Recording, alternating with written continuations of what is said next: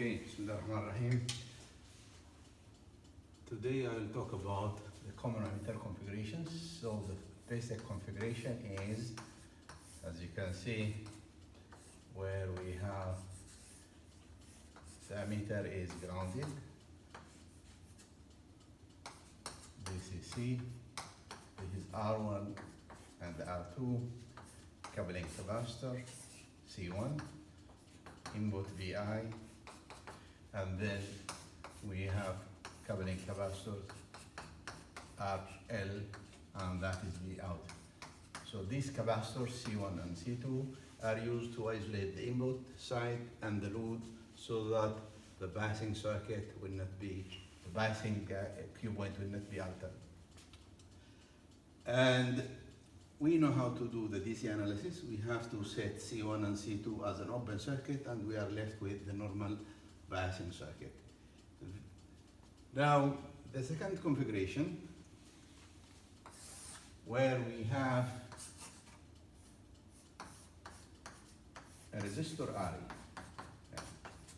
So it is the same, the rest is the same, except we have RE here in the ammeter.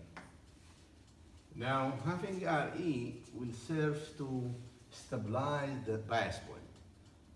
So if there is a variation in VCC, so let's say that is plus delta VC, plus or minus delta VC, there will be a variation in the current IC because it will be VCC minus VC over RC, and hence there will be a variation in R in VE, and that will alter the bias point because VBE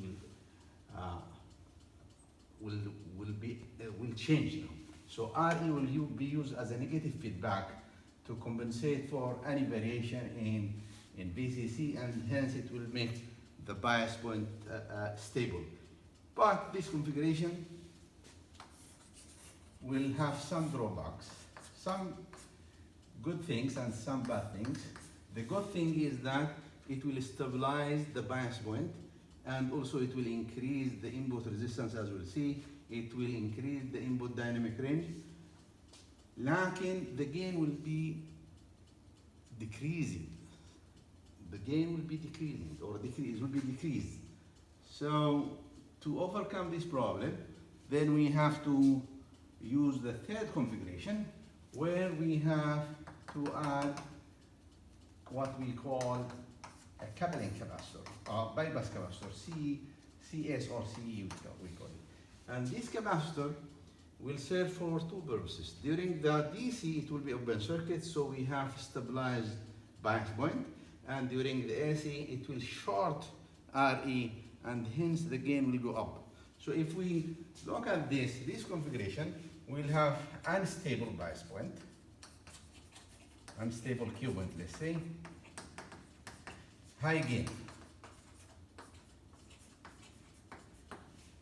This one, without RE, it will have stable bias point,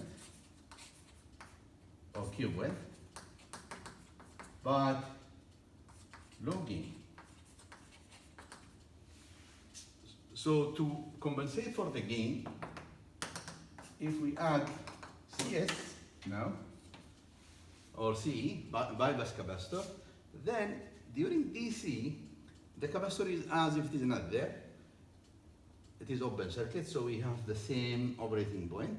And during the AC, RE will be cancelled or shorted out, and we are coming to this, where we have high gain. So this is the good configuration we usually use in practice, where we have to use an amplifier with a stable bias point, so that if there is a variation in temperature or there is a variation in VCC, this will be acting as a negative resistance to compensate for these errors there.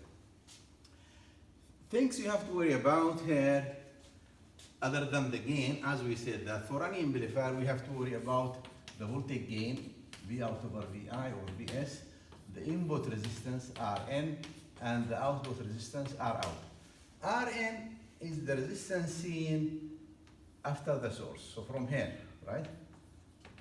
And R out will be the resistance seen before the load, so that is R out.